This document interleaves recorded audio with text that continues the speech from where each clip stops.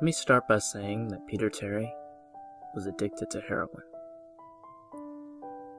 We were friends in college and continued to be after I graduated. Notice that I said I, because he dropped out after 2 years of barely cutting it.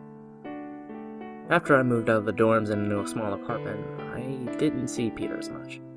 We would talk online every now and then. AIM was king in pre-Facebook years. There was a period where he wasn't online for about 5 weeks straight. I wasn't worried. He was a pretty notorious flake and a drug addict, so I assumed he just stopped caring. Then one night, I saw him log on. Before I could initiate a conversation, he sent me a message. "David, man, we need to talk." That was when he told me about the No End House. It got that name because no one had ever reached the final exit. The rules were pretty simple and cliche. Reach the final room of the building and you win $500. There were 9 rooms in all. The house was located outside the city, roughly 4 miles from my house. Apparently, Peter had tried and failed. He was a heroin and who knows what the fuck addict, so I figured the drugs got the best of him and he wigged out at a paper ghost or something. He told me that it'd be too much for anyone, that it was unnatural. I didn't believe him. I told him I would check it out the next night, no matter how hard he tried to convince me otherwise. $500 sounded too good to be true. I had to go. I set out the following night. When I arrived, I immediately noticed something strange about the building. Have you ever seen or read something that shouldn't be scary, but for some reason a chill crawls up your spine? I walked towards the building, and the feeling of uneasiness only intensified as I opened the front door. My heart slowed, and I let a relieved sigh leave me as I entered. The room looked like a normal hotel lobby decorated for Halloween. A sign was posted in place of a worker. It read, "Room 1. This way. 8 more follow. Reach the end, and you win." I chuckled and made my way to the front door. The first area was almost laughable. The decor resembled the Halloween aisle of a Kmart, complete with sheet ghosts and animatronic zombies that gave a static growl as you passed by. At the far end was an exit. It was the only door beside the one I entered through. I brushed through the fake spiderwebs and headed for the second room. I was greeted by fog as I opened the door to room number 2. The room definitely upped the ante in terms of technology. Not only was there a fog machine, but a bat hung from the ceiling and flew in a circle. Scary. They seem to have a Halloween soundtrack that one will find at a 99-cent store on loop somewhere in the room. I didn't see a stereo, but I guess they must have used the PA system. I stepped over a few toy rats that wheeled around and walked with a puffed chest across to the next area. I reached for the doorknob, and my heart sank to my knees. I did not want to open that door. A feeling of dread hit me so hard I could barely even think. Logic overtook me after a few terrifying moments, and I shook it off and entered the next room. Room 3 is when things began to change. On the surface, it looked like a normal room. There was a chair in the middle of the wood panel floor. A single lamp in the corner did a poor job of lighting the area, casting a few shadows across the floor and walls. That was the problem. Shadows. Plural. With the exception of the chairs, there were others. I had barely walked in that door and I was already terrified. It was at that moment that I knew something wasn't right. I didn't even think as I automatically tried to open the door I came through. It was locked from the other side. That set me off. Was someone locking the doors as I progressed? There was no way. I would have heard them. Was it a mechanical lock that set automatically? Maybe. But I was too scared to really check. I turned back to the room and the shadows were gone. The chair shadow remained, but the others were gone. I slowly began to walk.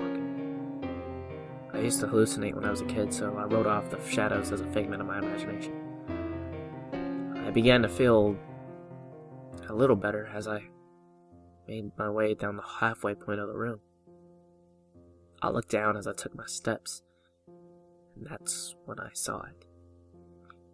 Or didn't see it. My shadow wasn't there. I didn't have time to scream. I ran as fast as I could to the door and flung myself without thinking in the room beyond. The fourth room is possibly the most disturbing. As I closed the door, all light seemed to be sucked out and put back into the previous room. I stood there, surrounded by darkness, not able to move. I'm not afraid of the dark and never have been, but I was absolutely terrified. All sight had left me. I held my hand in front of my face. If I didn't know what I was doing, I would never have been able to tell. Darkness doesn't describe it. I couldn't hear anything. It was dead silence. When you're in a soundproof room, you can still hear yourself breathing. You can hear yourself being alive. I couldn't. I began to stumble forward after a few moments, my rapidly beating heart the only thing I could feel. There was no door in sight. I wasn't even sure there was one this time. The silence was then broken by a low hum. I felt something behind me. I spun around wildly, but could barely see my nose. I knew it was there, though. Regardless of how dark it was, I knew something was there. The hum grew louder, closer. It seemed to surround me, but I knew whatever was causing the noise was in front of me, inching closer. I took a step back. I never felt that kind of fear. I can't really describe true fear. I wasn't even scared I was going to die. I was scared of what the alternative was.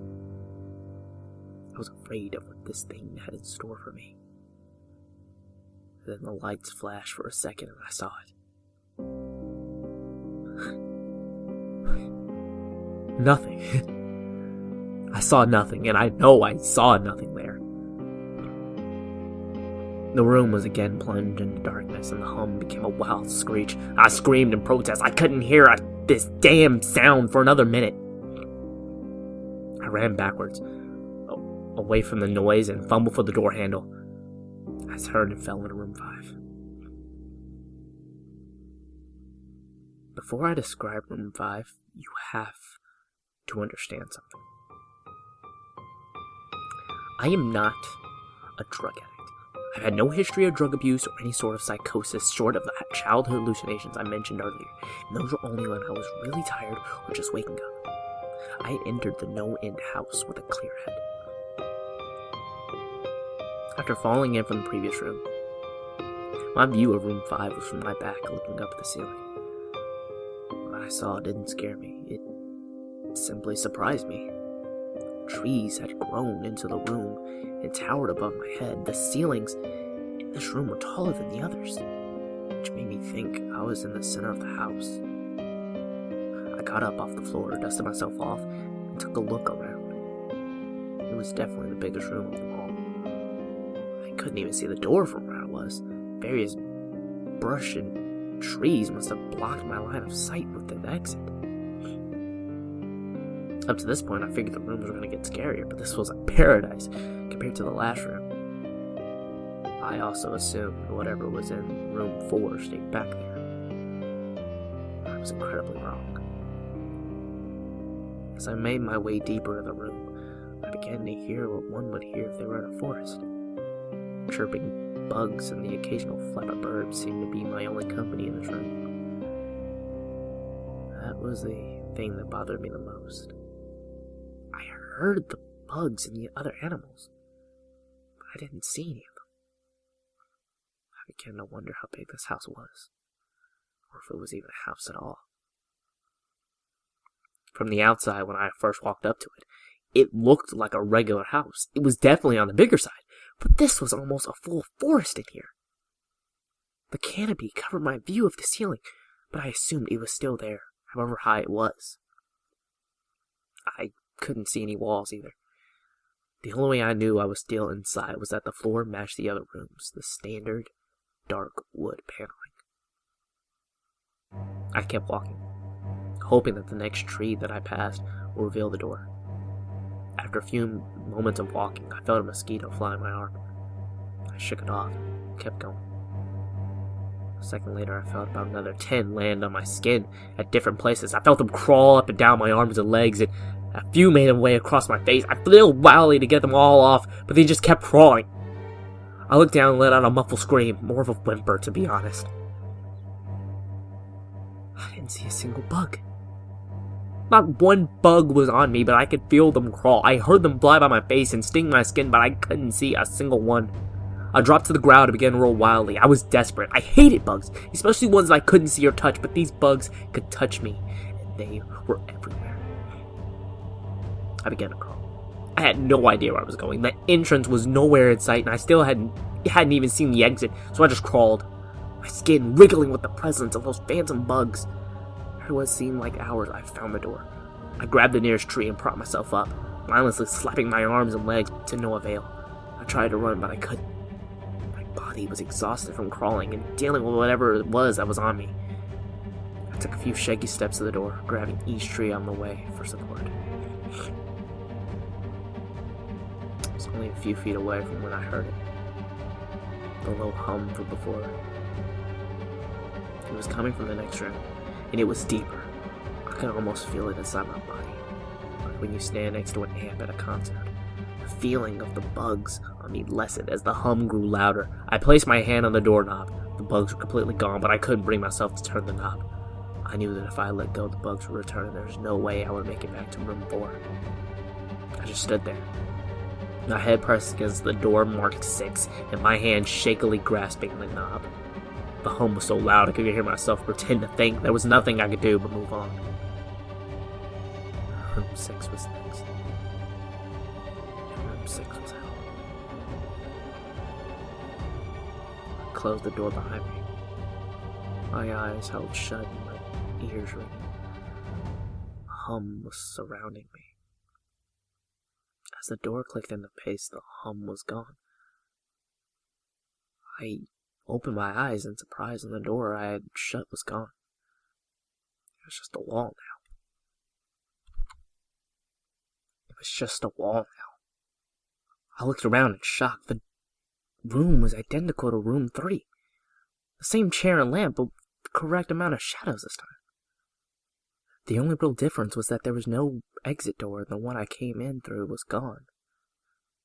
As I said before, I had no previous issues in terms of mental instability, but at that moment I fell into what I now know as insanity. I didn't scream. I didn't make a sound. At first I scratched softly. The wall was tough, but I knew the door was there somewhere. I just knew it was. I scratched where the doorknob was. I crawled at the wall frantically with both hands, my nails being filed down to the skin against the wood. I suddenly fell to my knees. The only sound in the room was the incessant scratching against the wall. I knew it was there. The door was there. I knew it was just there. I knew if I could just get past this wall. Are you alright? I jumped off the ground and spun in one motion. I leaned against the wall behind me, and I saw what it was that turned to me, that spoke to me. To this day, I regret ever turning around. There was a little girl. She was wearing a soft, white dress that went down her ankles. She had long blonde hair to the middle of her back and white skin and blue eyes. She was the most frightening thing I'd ever seen, and I know that nothing in my life will ever be as unnerving as what I saw in her. While looking at her, I saw something else. Where she stood, I saw what looked like a man's body, only larger than normal and covered in hair. He was naked from head to toe, but his head was not human and his toes were hooves. It wasn't the devil, but at that moment, it might as well have been. The form of the head of a ram and the snout of a wolf. It was horrifying and was synonymous with the little girl in front of me. They were the same form. I can't really describe it, but I saw them at the same time. They shared the same spot in that room, but it was like looking at two separate dimensions. When I saw the girl, I saw the form, and when I saw the form, I saw the girl. I couldn't speak. I could barely even see. My mind was revolting against what it was attempting to process. I had never been scared before in my life, and I had never been more scared than when I was trapped in the fourth room. But that was before room 6. I just stood there staring at whatever it was that spoke to me. There's the legs. I was trapped here with it. And then it spoke again. David, you should have listened. When it spoke, I heard the words of the little girl. But the other form spoke through my mind in a voice I won't even attempt to describe. There was no other sound. The voice just kept repeating that sentence over and over in my mind, and I agreed. I didn't know what to do. I was slipping into madness, yet couldn't take my eyes off of what was in front of me. I dropped to the floor. I thought I had passed out, but the room wouldn't let me. I just wanted it to end. I was on my side, my eyes wide open, and the form staring down at me. Scurrying across the floor in front of me was one of the battery-powered rats from the second room. The house was toying with me. For some reason, seeing that rat pulled my mind back from whatever depths it was headed, and I looked around the room. I was getting out of there. I was determined to get out of that house and live and never think about this place again. I knew this room was hell, and I wasn't ready to take up a residency. At first, it was just my eyes that moved. I searched the walls for any kind of opening. The room wasn't that big, so it didn't take long to soak up the entire layout. The demon still taunted me, the voice growing louder as the form stayed rooted where it stood. I placed my hand on the floor, lifted myself up to all four, and turned to scan the wall behind me. Then I saw something I couldn't believe. The form was right at my back, whispering into my mind how I shouldn't have come. I felt his breath on the back of my neck, but I refused to turn around. A large rectangle was scratched into the wood, with a small dent chipped away in the center of it. Right in front of my eyes, I saw the large 7 I had mindlessly etched into the wall. I knew what it was. Room 7 was just beyond that wall, where Room 5 was moments ago. I don't know how I had done it. Maybe it was just my state of mind at the time, but I had created the door. I knew I had. In my madness, I had scratched into the wall what I needed the most, an exit to the next room. Room 7 was close. I knew the demon was right behind me, but for some reason, it couldn't touch me. I closed my eyes and placed both hands on the large 7 in front of me. I pushed. I pushed as hard as I could. The demon was now screaming in my ear. It told me I was never leaving. It told me that this was the end, but I wasn't going to die. I was going to live there in room 6 with it. I wasn't. I pushed and screamed at the top of my lungs. I knew that I was going to push through the wall eventually. I clenched my eyes shut and screamed, and the demon was gone. I was left in silence. I turned around slowly and was greeted by the room as it was when I entered. Just a chair and a lamp.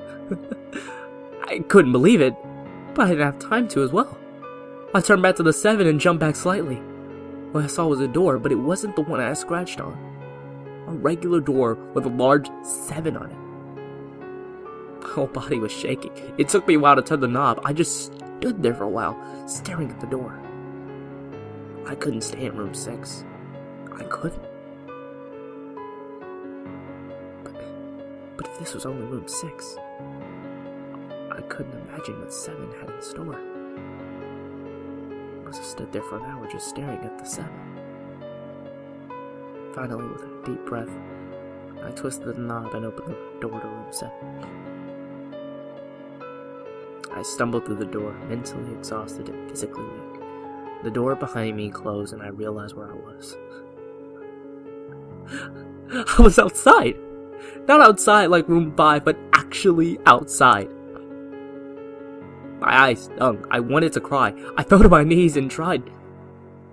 But I couldn't. I was finally out of that hell. I didn't even care about the prize that was promised. I turned and saw that door. I just went through the entrance. I walked to my car and drove home, thinking about how nice a shower sounded. As I pulled up to my house, I felt uneasy. The joy of leaving No End House had faded, and dread was slowly building in my stomach. I shook it off as residual from the house and made my way to the front door. I entered and immediately went up to my room. There in my bed was my cat, Baskerville. He was the first living thing I had seen all night, and I reached to pet him. He hissed and swiped at my hand. I recoiled in shock, as he had never acted like that. I thought, whatever, he's an old cat. I jumped in the shower and got ready for what I was expecting to be a sleepless night. After my shower, I went to the kitchen to make something to eat. I descended the stairs and turned into the family room. What I saw would forever be burned into my mind. However, my parents were lying on the ground, naked and covered in blood. They were mutilated to near unidentifiable states. Their limbs were removed and placed next to their bodies, and their heads were placed on their chests facing me. The most unsettling part were their expressions. They were smiling, so they were happy to see me. I vomited and sobbed there in the family room. I didn't know what had happened. They didn't even live with me at the time. I was a mess. And then I saw it. A door with a large 8 scrawled in it. In blood. I was still in the house. I was standing in my family's room, but I was in room 7. The faces of my parents smiled wider as I realized this. They weren't my parents. They couldn't be, but they looked exactly like them. The door marked 8 was across the room, behind the mutilated bodies in front of me. I knew I had to move on, but at that moment I gave up. Their smiling faces torn in my mind. They grounded me where I stood. I vomited again and nearly collapsed. Then the hum returned. It was louder than ever, and it filled the house and shook the walls. The hum compelled me to walk. I began to walk slowly, make my way closer to the door of the bodies. I could barely stand, let alone walk, and the closer I got to my parents, the closer I came to suicide. The walls were shaking so hard, it seemed as though they were going to crumble. But as their faces smiled at me, as I inched closer, their eyes followed me. I was now between the 2 bodies, a few feet away from the door. The dismembered hands clawed their way across the carpet towards me, all while their faces continued to stare. New terror washed over me, and I walked faster. I didn't want to hear them speak. I didn't want to hear the voices to match those of my parents. I get to open their mouths, and their hands were inches from my feet. In a dash of desperation, I lunged towards the door, threw it open, and slammed the door behind me. Roommate. I was done. After what I just experienced, I knew there wasn't anything else this fucking house could throw at me that I couldn't live through. There was nothing short of the fires of hell that I wasn't ready for. Unfortunately, I underestimated the abilities of No End House. Unfortunately, things got more disturbing, more terrifying,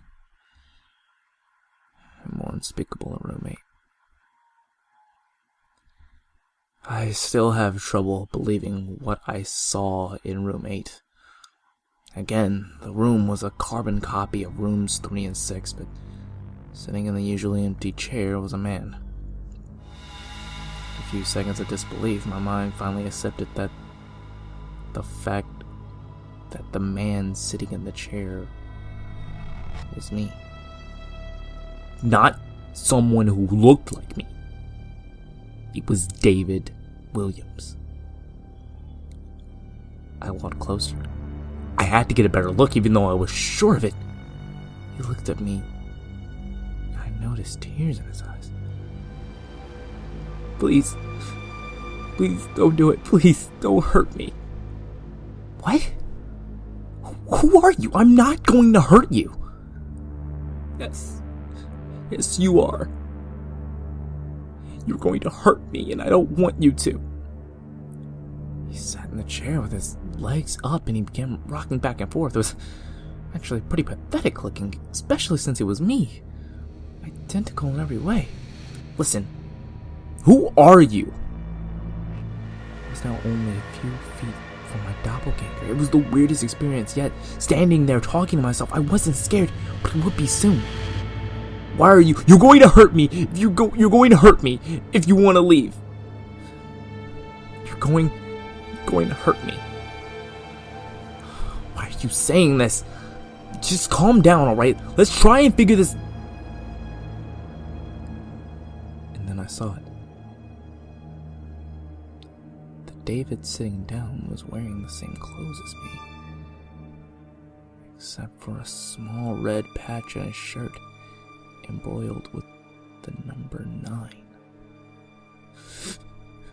You're going to hurt me. You're going to hurt me. Please don't.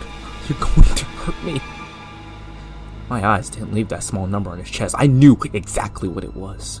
The first few doors were plain and simple, but after a while they got a little more ambiguous. 7 was scratched in the wall, but by my own hands. 8 was marked in blood above the bodies of my parents, but 9... this number was on a person, a living person. Worse still, it was on a person who looked exactly like me. David, I had to ask. Yes, you're going to hurt me. You're going to hurt me. He continued to sob and rock. He answered to David. He was me. Right down to the voice. But that 9... I paced around for a few minutes while he sobbed in his chair. The room had no door, and similarly to room 6, the door I came through was gone. For some reason, I assumed that scratching would get me nowhere this time. I studied the walls and floor underneath the chairs, sticking my head underneath and seeing if there was anything below. Unfortunately, there was. Below chair was a knife. Attached was a tag that read, "To David, from management." A feeling in my stomach as I read that was something sinister. I wanted to throw up, and the last thing I wanted to do was remove that knife from under that chair.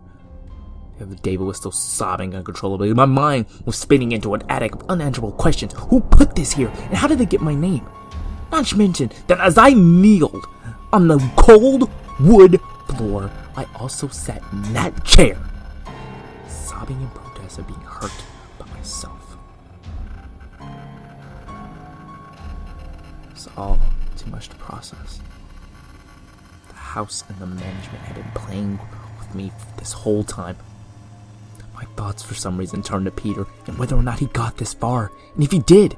If he met a Peter Terry sobbing in this very chair, rocking back and forth. I shook those thoughts out of my head. They didn't matter. I took the knife from under the chair, and immediately the other David went quiet. David, what do you think you're going to do?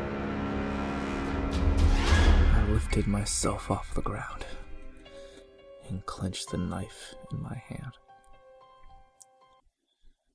I am going to get out of here.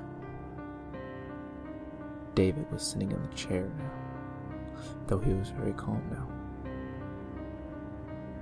He looked at me with a slight grin.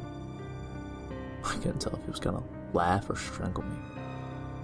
Slowly he got up from the chair and stood, facing me. It was uncanny. His height, even the way he stood, matched mine. I felt the rubber hilt of the knife in my hand and gripped it tighter. I didn't know what I was planning on doing with it, but I had a feeling I was going to need it. No. His voice was slightly deeper than my own. I am going to hurt you. I am going to hurt you, and I'm going to keep you here. I didn't respond. I just lunged and tackled him to the ground. I had mounted him and looked down, knife poised and ready. He looked up at me, terrified. It was like I was looking in a mirror. Then the hum returned, low and distant, though I still felt it deep in my body. David looked up at me as I looked down at myself. The hum was getting louder, and I felt something inside me snap. With one motion, I slammed the knife into the patch on his chest and ripped down. Blackness fell onto the room, and I was falling. The darkness around me was nothing I had experienced up to that point. Room 4 was dark, but it didn't come close to what was completely engulfing me. I wasn't even sure I was falling after a while. I felt weightless, covered in dark. And then a deep sadness came over me. I felt lost, depressed, suicidal. The sight of my parents entered my mind. I knew it wasn't real, but I had seen it, and the mind has trouble differentiating between what is real and what isn't. Sadness only deepened.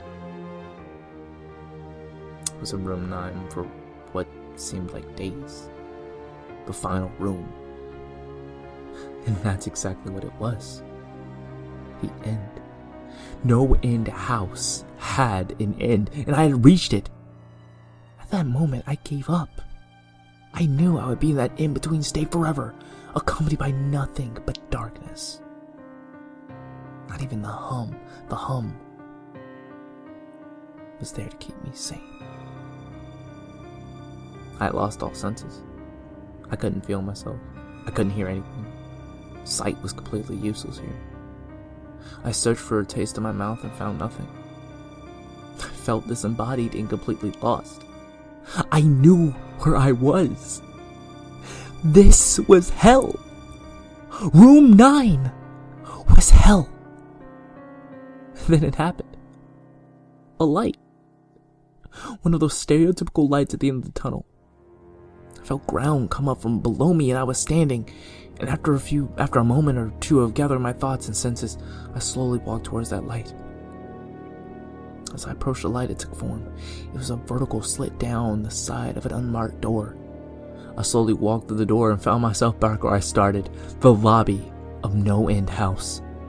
It was exactly how I left it. Still empty, still decorated with childish Halloween decorations. After everything that happened that night, I was still wary of where I was. After a few moments of normalcy, I looked around the place trying to find anything different. On the desk was a plain white envelope with my name handwritten on it. Immensely curious, yet still cautious, I mustered up the courage to open the envelope. Inside was a letter, once again handwritten. David Williams, congratulations! You've made it to the end of No End House. Please accept this prize as a token of great achievement. Yours forever, Management. And with the letter were $500 bills. I couldn't stop laughing. I laughed for what seemed like hours. I laughed as I walked out to my car and laughed as I drove home. I laughed as I pulled in my driveway. I laughed as I opened my front door to my house.